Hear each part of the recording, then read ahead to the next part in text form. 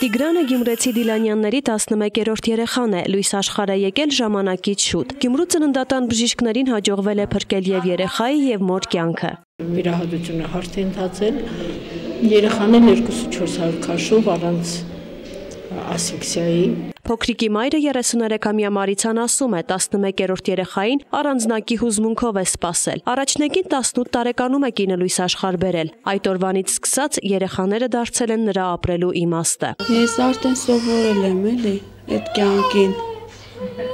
Սովորել եմ կան երեխի մեջ, մենք մեզի լավ կզգանք։ Հետաքրքրությունը, մայրական սերը, մայրական ջերմությունը, դա ամեն բանը քիչ-քիչ ավելի շատ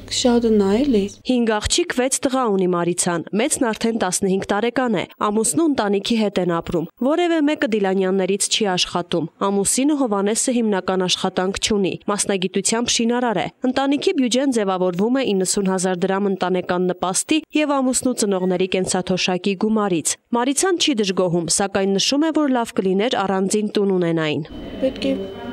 կողքից օգնող եղնի։ Նորածնին նվերներ էր ուղարկել Գյումրու քաղաքապետ Սամվել Բալասանյանը։ Քաղաքապետը լսելով անմիջապես որոշեց, որ մեզ ուղարկի, շնորհավորենք մայրիկին, շնորհավորենք բալիկին